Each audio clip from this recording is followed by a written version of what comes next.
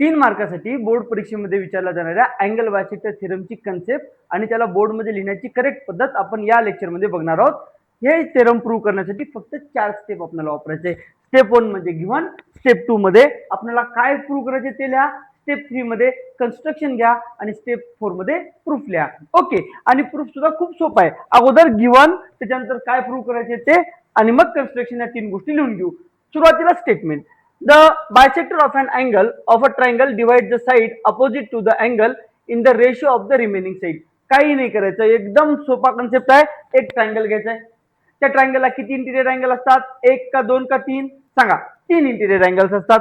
3 interior angle पैकी कोणताही एक अँगल घ्या, त्याला बायसेक्ट करा. या ठिकाणी पहा, ट्रायंगल एबीसी दिलेला आहे. करेक्ट. ह्या एबीसी मध्ये रे सी कोणत्या अँगलला बायसेक्ट करतो? रे सी हा अँगल सी ला बायसेक्ट करतो. करेक्ट. आता या स्टेटमेंट नुसार गिव्हन लिहून घेऊ आणि मग आपण त्याचं काय प्रूव्ह करायचं ते पाहू. आपण बघा, गिव्हन काय आहे? In triangle A B C.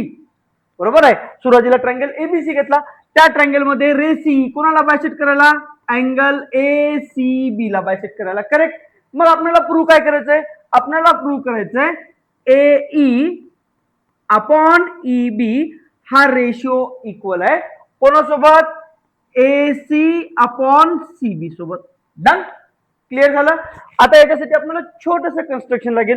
Construction काय लागेल पहा. कन्स्ट्रक्शन आपल्याला लागणार आहे, या ठिकाणी एक सेगमेंट घ्या, सेगमेंट बीडी घ्यायचे आपल्याला.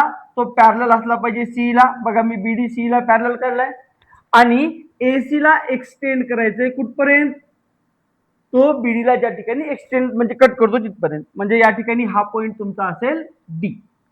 करेक्ट. समजलं? काही अडचणीच्या मध्ये? ओके. आता कन्स्ट्रक्शन काय पहा. ड्रॉ सेगमेंट बीडी लिहून टाका. तो पॅरलल आहे कोणाला? रे सी ला. बीडी असा काढायचा जो सी ला कसा असला पाहिजे?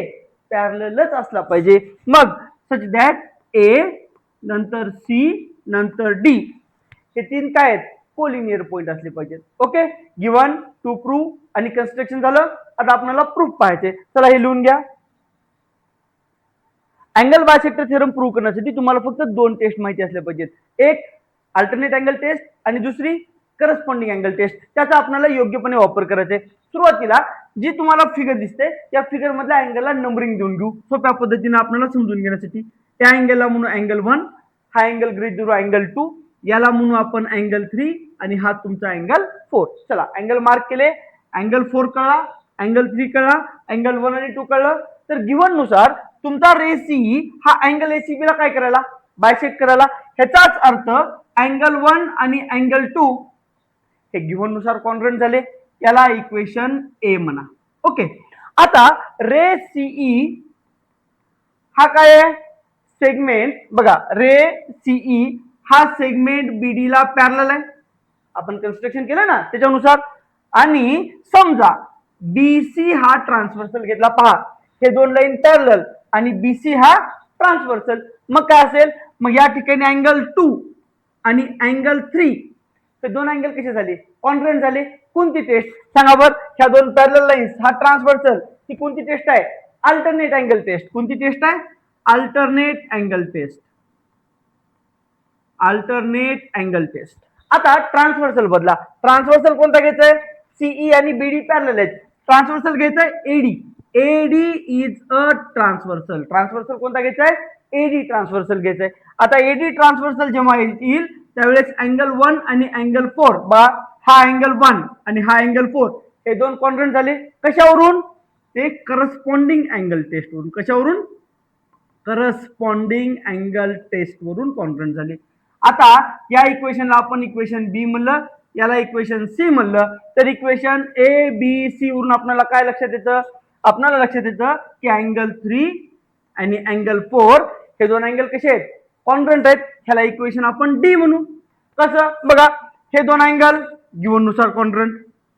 त्याच्यानंतर हे 2 अँगल अल्टरनेट अँगल नुसार कॉन्ग्रुएंट. त्याच्यानंतर हे 2 अँगल करस्पॉन्डिंग अँगल नुसार कॉन्ग्रुएंट. म्हणजे अँगल 3 आणि अँगल 4 कॉन्ग्रुएंट जाईल. Okay. Property of transitivity. Correct. आता इन ट्रायंगल, केअरफुली कोणता ट्रायंगल घ्यायचा आहे? सीबीडी. सीबीडी ट्रायंगल मध्ये. In triangle CBD. सीबीडी मध्ये काय राहील, अँगल 3 आणि अँगल 4 हे झाले congruent according to equation D. Correct.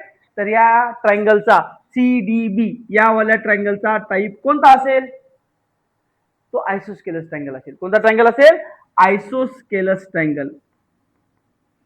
आयसोस्केलस triangle असेल. ओके. मग आयसोस्केलस ट्रायंगलची प्रॉपर्टी काय असते, side opposite to congruent side are congruent.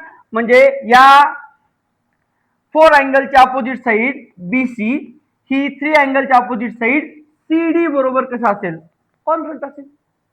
बरोबर, लक्षात येते का, ती प्रॉपर्टी आहे कोणाची, आयसोस्केलस ट्रायंगलची. ठीक आहे, चला हे लिहून घ्या. आता नेक्स्ट मध्ये आपल्याला काय करायचंय, आता आपल्याला एक ट्रायंगल चूज करायचे. पहा, ट्रायंगल मी घेतला एबीडी मध्ये. एबीडी मध्ये काय रे, एबीडी मध्ये चेक करा, सेगमेंट सीई हा काय आहे, पॅरलल आहे कोणासोबत, साइड बीडी सोबत. बीडी ही या एबीडी ट्रायंगलची साइड आहे. बरोबर. आता मग आपण काय वापरू शकतो या ठिकाणी, बीपीटी वापरू शकतो. बीपीटी वापरल्यावर काय रेशो येईल, AC upon CD is equal to AE upon EB. बीपीटीचा यूज केला. पण ट्रायंगल कोणता आहे, triangle C B D is isosceles. So BC is equal to CD. बस या ठिकाणी काय राहील, AE upon EB is equal to AC. सीडीच्या ऐवजी बीसी रिप्लेस करा, आपला थेरम प्रूव्ह झाला.